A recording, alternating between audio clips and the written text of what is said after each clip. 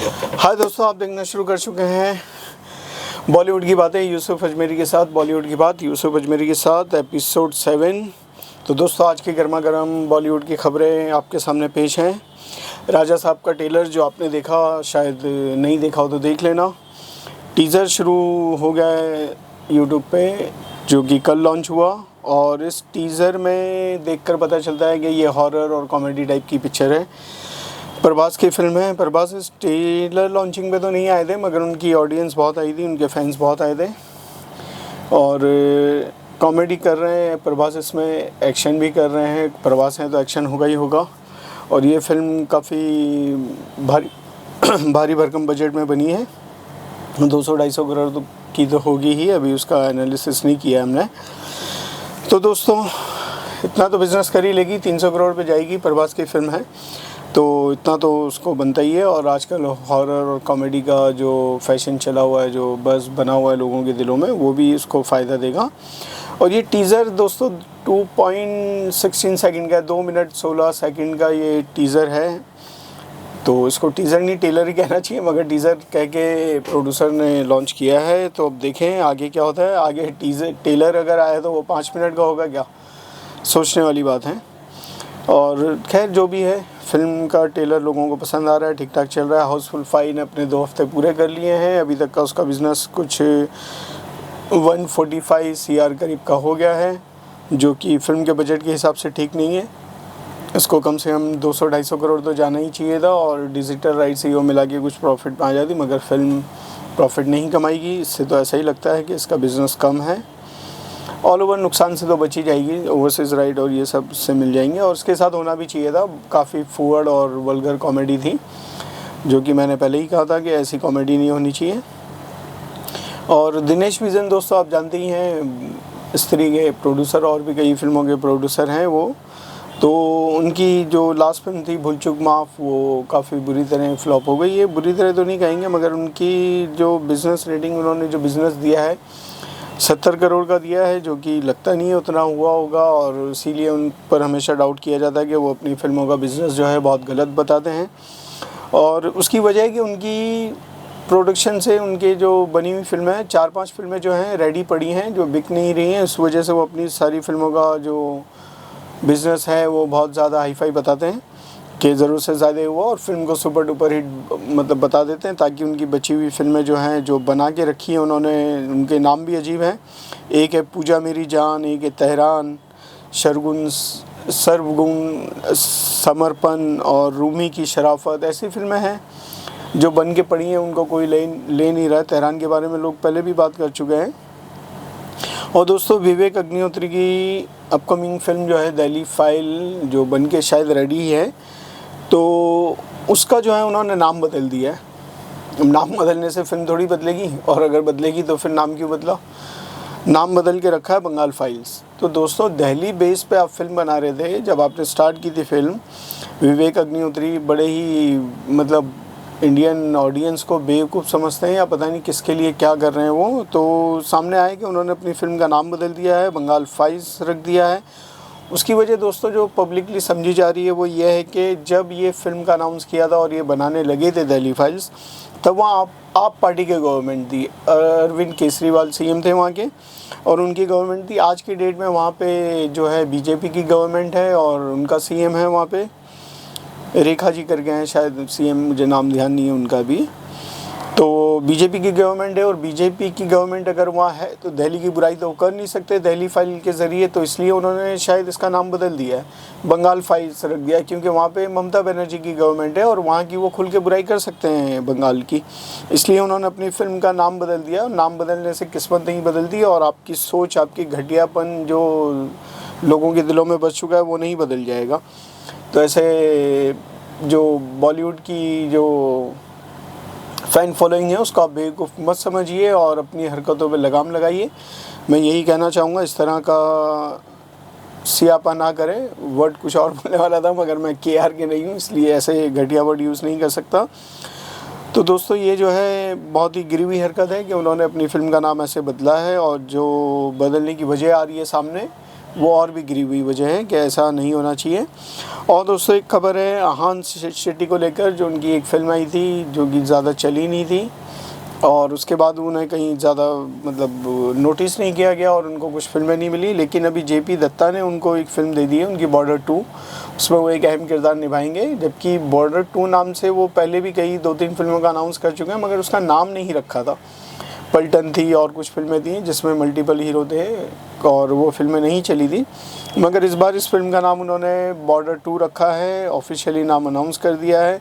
उसमें काफ़ी एक्टर्स हैं, वरुण धवन भी हैं जो कि बॉर्डर 2 लाइक तो है नहीं। मुझे लगता है जैसी बॉर्डर 2 मतलब बॉर्डर 1 थी उस हिसाब से वरुण धवन इस पर फिट नहीं होते हैं। अब देखें जेपी दत्ता क्या करते हैं। पुरानी सोच के डायरेक्टर हैं, अभी उनका जो जॉनर है वो शायद पब्लिक को पसंद नहीं आएगा आजकल जैसा चलता है, लेकिन फिर भी ओल्ड इज़ गोल्ड होता है बॉस, कभी भी कुछ भी हो सकता है। जैसे राजकुमार संतोषी भी आ रहे हैं 1947 लेके आमिर खान के साथ हैं, मगर वो तो उस फिल्म का बज़ बहुत ज़्यादा है, उसमें सनी देओल भी हैं।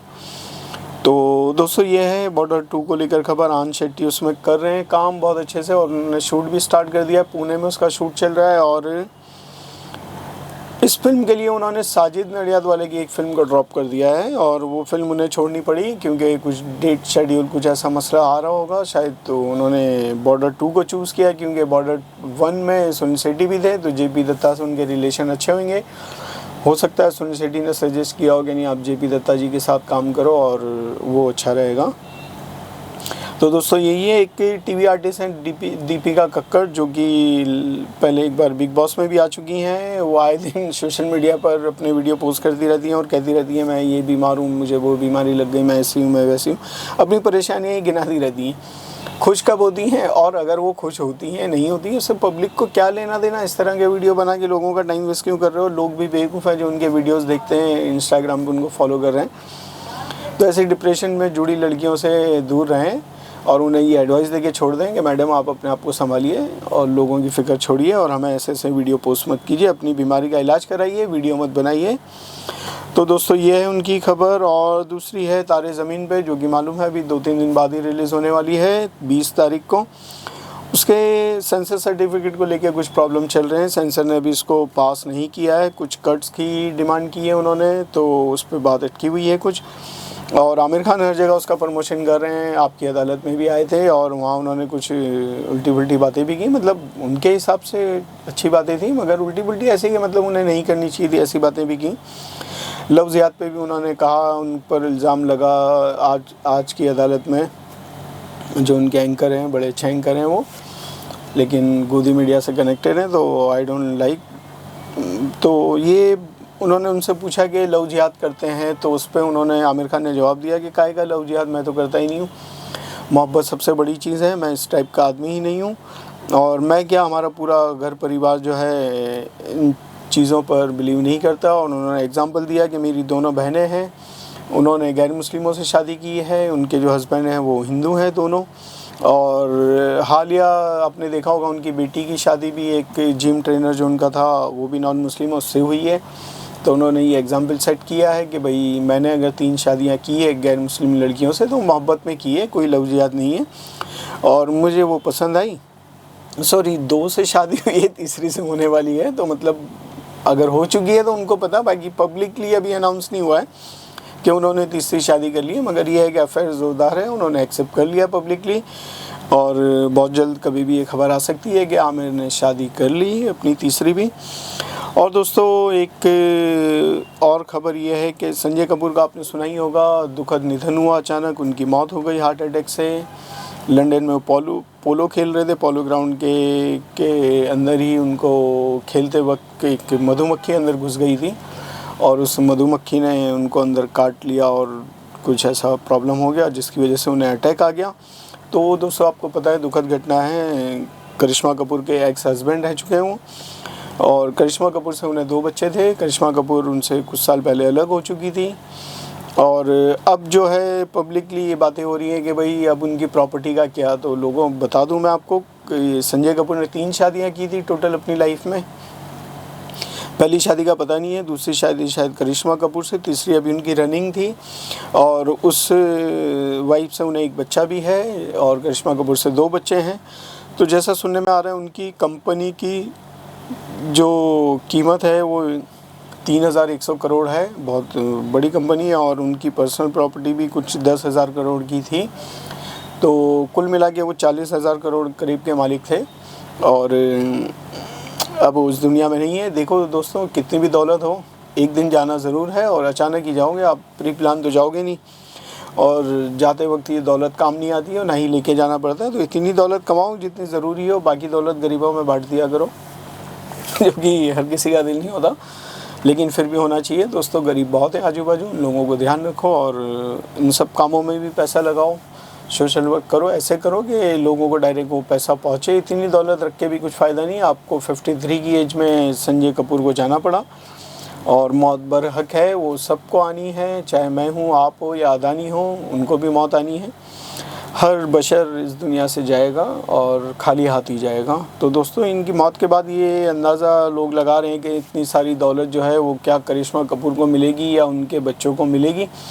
तो दोस्तों सुनने में ये क्लियर है कि उनकी लास्ट वाइफ उनके साथ रहती थी, तो ऑफिशियली जो रूल्स है वो उनकी वाइफ के नाम ही सब दौलत होती है। और उन्होंने वसीयतनामा भी बना रखा था जिसमें सारी दौलत उनके तीसरी वाइफ से जो बच्चा है उनकी और उनकी वाइफ की रहेगी, वही संभालेंगी। तो दोस्तों ये तो क्लियर हो गया। अब दूसरी बात है, एनिमल डायरेक्टर संजय वांगा रेड्डी जो दीपिका को फिल्म्स में ना ले पाए, जिसकी वजह से काफ़ी कंट्रोवर्सी भी हुई। 8 घंटे काम नहीं करूँगी, ये वो ऑल दैट सब चला था। तो अब सुनने में आया अल्लू अर्जुन ने को भी इन्होंने फिल्म से निकाल दिया है। मीडिया की खबर है, ये मैं कंफर्म नहीं कर रहा हूँ कि उन्होंने निकाला है। संजय वांगा रेड्डी अल्लू अर्जुन को निकालेंगे ऐसा आपको लगता है? मुझे तो बेवकूफ़ी लगती है। मीडिया कुछ भी खबर चला रही है ऐसी, जो बॉलीवुड की समोसा क्रिटिक टाइप की मीडिया है, तो वो खबर चला रही है कि भाई संजय वांगा रेड्डी ने अल्लू अर्जुन को निकाल दिया है। तो ऐसा पॉसिबल नहीं है दोस्तों। अल्लू अर्जुन अपने आप में बहुत बड़े स्टार हैं और संजय वांगा रेड्डी को काफ़ी मिन्नत समाजत करनी पड़ेगी उनको अपनी फ़िल्म में लेने के लिए। तो क्या हुआ ये तो पता नहीं, मगर अल्लू अर्जुन ने शायद ये फ़िल्म छोड़ दी होगी या कुछ बात नहीं बनी होगी कोई चीज़ को लेकर। तो फ़िलहाल ये बात है कि भाई अल्लू अर्जुन ने संजय वांगा रेड्डी की फ़िल्म छोड़ दी है। और दोस्तों गुज़रे ज़माने की एक्ट्रेस आपको पता ही होगा, मल्लिका शेरावत, काफ़ी लोग जानते होंगे। हाल में अभी 1-2 फिल्मों में आई थी वो। तो अभी उनके पास कुछ काम नहीं है, तो इंस्टाग्राम पे ऐसे वीडियो शेयर करती रहती हैं, अपनी बॉडी को मतलब शो ऑफ करती हैं और दिखाती हैं कि मैं कितनी हॉट, और समझ सकते हैं आप कैसी हूँ। इसके बावजूद भी उनको काम नहीं मिल रहा है और ऐसा ही काम कर रही हैं अवनीत कौर। वो भी जो हैं अपने फ़ोटोज़ और वीडियोज़ और अपनी ड्रेसेस की वजह से वायरल हो रही हैं। लास्ट अभी अवनीत कौर का ये भी चला था कि एक ऑरेंज ड्रेस में वो एक पार्टी में आई थी, तो फोटोग्राफ़र वीडियोग्राफ़र ने वहाँ जो पापाराज़ी होते हैं उन्होंने उसने कुछ जूम करके पोज़ लिया था और वो शेयर हुआ था, जिसके ऊपर एक आर्टिस्ट ने ऑब्जेक्शन उठाया था कि भाई आप ऐसे जूम क्यों करते हैं, वो खूबसूरत हैं तो हैं, आप जूम करके क्यों दिखा रहे हैं। तो दोस्तों मैं तो यही कहना चाहूँगा उस एक्टर को, ये झूठी फालतू टाइप की पब्लिसिटी लेना बंद करें दोनों, और अपने कपड़ों पर खुद ही वो अगर ध्यान देती, वो खुद ही इस तरह दिखाने रिवील करने आई थी अपनी ड्रेस, तो जाहिर बात है फ़ोटोग्राफ़र वीडियोग्राफ़र तो अपने हिसाब से काम करेंगे। हर किसी को अपने अंदाज से काम करने का हक़ है। अगर उनको कैसी भी ड्रेस पहनने की आज़ादी है तो फ़ोटोग्राफ़र वीडियोग्राफ़र को भी अपनी तरह से शूट करने की आज़ादी है। और वो इनवाइटेड होते हैं वहाँ पे, वो उनकी मर्ज़ी से नहीं आते हैं। आप लोग ही जो ऐसे सो कॉल दिखाओ आर्टिस्ट होते हैं जिनको पब्लिसिटी, इस तरह की चीप पब्लिसिटी की भूख होती है, वही बुलवाते रहते हैं, कभी जिम के बाहर, कभी रेस्टोरेंट के बाहर, कभी एयरपोर्ट पे, कभी कहाँ। अल्लाह का शुक्र है चलो अभी टॉयलेट वगैरह में नहीं बुलाते, वरना लोग ये भी आज मैंने इतनी सी की, आज मैंने इतनी की, मतलब इस पर भी बातें होती। तो खैर दोस्तों ये तो मजाक था एक, मगर इस तरह के प्रोपेगेंडा नहीं होने चाहिए। और एक खबर है दोस्तों, करीना कपूर और शाहिद कपूर के अकॉर्डिंग बहुत पहले एक करण जौहर के शो में ये दोनों आए थे जब फ्री हुआ करते थे, और दोनों का अफेयर था। तब करण जौहर ने उनसे पूछा था कि भाई शाहिद कपूर से कि क्या आप करीना को किसी के लिए चीट कर सकते हो क्या, तो उन्होंने साफ मना कर दिया था कि नहीं, मैं किसी के लिए करीना को चीट नहीं कर सकता। बहुत मोहब्बत थी दोनों में उस वक्त। लेकिन उसी शो में उसी वक्त करण जौहर ने यही सवाल करीना कपूर से पूछा कि क्या आप चीट कर सकती हैं, तो फटाक से करीना ने जवाब दिया, लेनार्डो का।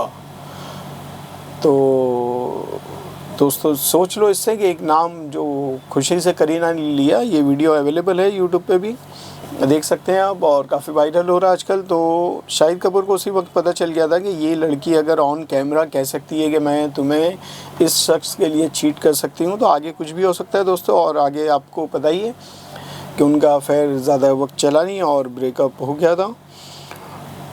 तो दोस्तों अभी एक और ख़बर है, कंगना रनावत ने फिर एक बार कहा है कि फ़िल्म के दौरान हीरोइन हीरो की वाइफ की तरह होती है और वो हर काम उससे करवाता रहता है और काफ़ी क्लोज़ रहते हैं दोनों एक दूसरे के। तो दोस्तों ये पहले भी कह चुकी है, आज फिर उन्होंने किसी एक पॉडकास्ट या इंटरव्यू में कहा है ऐसा।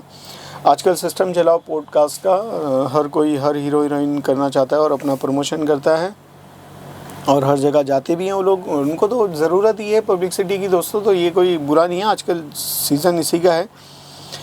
तो अजय देवगन और रोहित शेट्टी ने भी एक पॉडकास्ट किया और उसमें अजय देवगन ने कहा कि आजकल हीरो जो आ रहे हैं, जो लड़के आ रहे हैं, नए एक्टर जो आ रहे हैं, वो माचो नहीं है, मतलब उनमें हीरो वाली अपील नहीं है, मतलब वो एक माचो एक्टर नहीं है और अच्छे एक्टर, मतलब मेल डोमिनेट जो होता है जैसा हीरो होना चाहिए वैसे नहीं दिखते हैं। इन शॉर्ट उन्होंने तो नहीं, मगर कुछ हमारे क्रिटिक है, एक से एक लोग कहते हैं कि आजकल तो गुड टाइप के हीरो आ रहे हैं, बस आ रहे हैं, मीठे मीठे होते हैं। तो दोस्तों ये बात सही भी है और दिखती बात है कि आजकल वैसे हीरो नहीं है जो एक लगने चाहिए, बहुत कम है, और जो हैं उनको वैसे काम नहीं मिल रहे हैं तो वो लोग पीछे रह जाते हैं। जैसा कि नेपो किड्स का इल्ज़ाम लगता आ रहा है लोगों पर, नेपो किड्स की वजह से अच्छे आर्टिस्ट या अच्छे लोगों को जो लुक वाइज भी एक्टिंग वाइज भी उनको मौका नहीं मिलता है। तो दोस्तों एक और बात आई है सामने, जैसा कंगना ने कहा है उसको ही मतलब कंफर्म करते हुए एक फ़िल्म आ रही है अभी मेट्रो इन दिनों, उसकी एक मतलब प्रेस पार्टी थी, प्रमोशन पार्टी, जो कि अक्सर फिल्म वाले करते रहते हैं, पहले ज़्यादा करते थे, अब थोड़ी कम हो गई है, दिखावा ज़्यादा है। तो दोस्तों उसमें जो है अली फज़ल और फ़ातिमा सना शेख काम कर रही हैं और भी काफ़ी फालतू आर्टिस्ट हैं जो फ्री बैठे हैं, जैसे सारा अली खान हैं और आदित्य रॉय हैं और अनुपम खेर, नीना गुप्ता, ऐसे कई नाम हैं जो फ्री बैठे हैं। उन्होंने ये फ़िल्म की है। फर्स्ट जो ये फ़िल्म थी वो बहुत अच्छी थी, ये सेकंड है मेट्रो इन दिनों के नाम से। और इसकी एक पार्टी के दौरान फ़ातिमा सना शेख जो अली फज़ल से बहुत चिपक रही थी और वो वीडियो कैप्चर हुआ है, वीडियोग्राफर ने पकड़ लिया उनको ऐसे चिपकते हुए, जो कि अननेसेसरी था, उनको ऐसे नहीं चिपकना चाहिए था।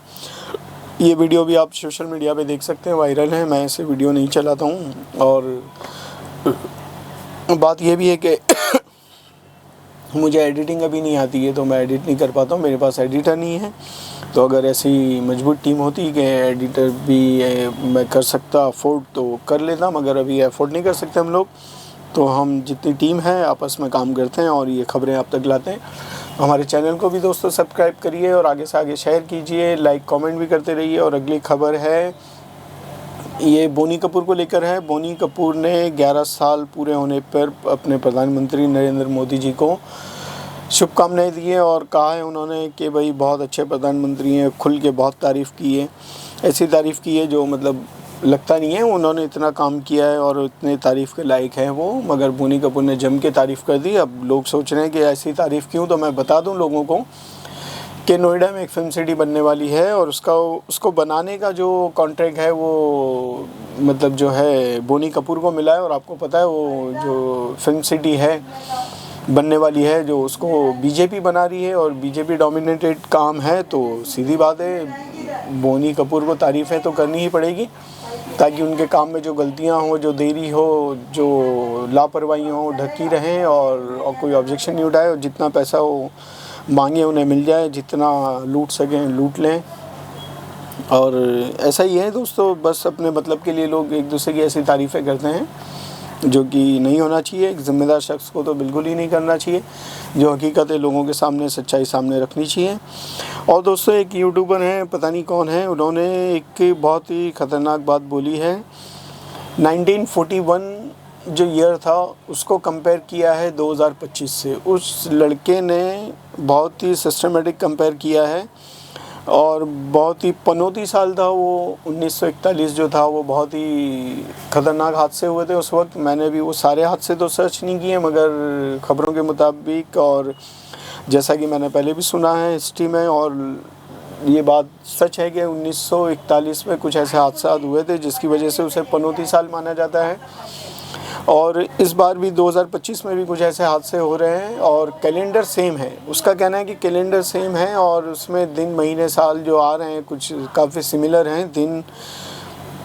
जैसे कि एग्ज़ाम्पल 11 मई को अगर फ्राइडे था तो इस बार भी 11 मई को फ्राइडे है, और आज अगर 17 मई है और 17 मई को आज मंगलवार है तो उसमें भी मंगलवार था। तो दोस्तों आप भी चेक कीजिएगा, इंटरेस्टिंग फैक्ट है ये एक, और आपको जानने को मिलेगा हिस्ट्री की बातें उससे, क्या ये लड़का सही है या गलत है।